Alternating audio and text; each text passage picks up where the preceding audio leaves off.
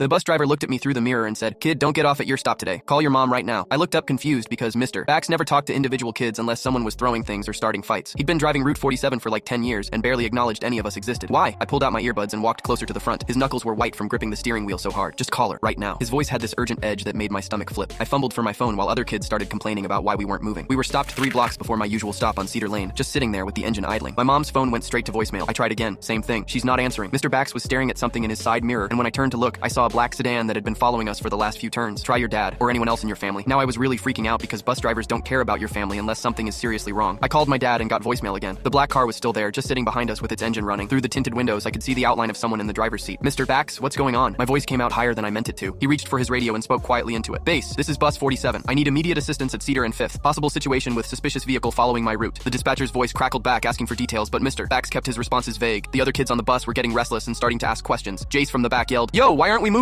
I got practice. Mr. Bax ignored him and kept watching that black car in his mirror. "Kip, I need you to listen very carefully. When I tell you, I want you to duck down below the window level and stay there until I say it's safe." My heart started pounding so hard I could hear it in my ears. "Are we in danger?" I whispered, but before he could answer, the black sedan pulled up alongside our bus. The windows were so dark I couldn't see inside, but I felt like someone was staring right at me. Mr. Bax's hand moved to something under his dashboard that looked like a panic button. "Everyone sit down and be quiet," he announced to the whole bus in his serious voice. The car kept pace with us as we started moving again, staying right next to my window. I pressed myself against the seat back, trying to make myself smaller. Other kids were craning their necks to see what was happening, but something about the whole situation felt wrong in a way I couldn't explain. My phone finally rang and it was my mom, but she sounded weird, really weird. "Kip, honey, where are you right now?" Her voice was shaky like she'd been crying. "I'm on the bus. We're running late because..." She cut me off. "Listen to me very carefully. Do not come home today. Go to Aunt Pip's house instead. I'll pick you up there later." In the background, I could hear men's voices talking, but I couldn't make out what they were saying. "Mom, what's wrong? Why can't I come home?" The line went quiet for a few seconds. Then she whispered, "Just trust me, baby. Don't come to the house." The call ended abruptly, leaving me staring at my phone in panic. Mr. Bax was watching me in the rearview mirror. What did she say? I told him about going to my aunt's house instead, and his face got this grim expression. The black car was still following us, and now there was a second one behind it. "Change of plans, kid. We're going straight to the police station." He made a sharp turn away from both my house and my aunt's neighborhood. Several kids protested, but Mr. Bax wasn't taking any arguments. "Everyone stay in your seats and keep quiet. This is a safety issue." I tried calling my mom back, but now her phone was going directly to a recording saying the number was disconnected. That's when I knew something was really, really wrong. At the police station, Mr. Bax wouldn't let me get off the bus until 2 officers came out to escort me. They asked me a bunch of questions about my parents, and if I knew why someone might be following me. I didn't have any answers. One officer made some phone calls while the other one stayed with me. After about an hour, they told me that my parents were safe but couldn't explain anything else. They said my mom had contacted them about a family situation and asked them to keep me somewhere secure. I spent that night at the police station's family services office, sleeping on a couch and wondering if I'd ever see my parents again. 3 days later, I found out the truth. My dad had been working undercover for the DEA for months, investigating a drug trafficking ring. Someone had figured out his real identity and threatened our family. The men following the bus were part of the criminal organization trying to grab me as leverage against my dad. My mom's strange phone call happened because those same men were in our house, forcing her to try to lure me home. Mr. Bax had spotted them following his route and realized something was wrong. If I had gotten off at my stop that day, I would have walked right into a kidnapping situation. We had to move to a different state and I never saw Mr. Bax again, but he literally saved my life just by paying attention.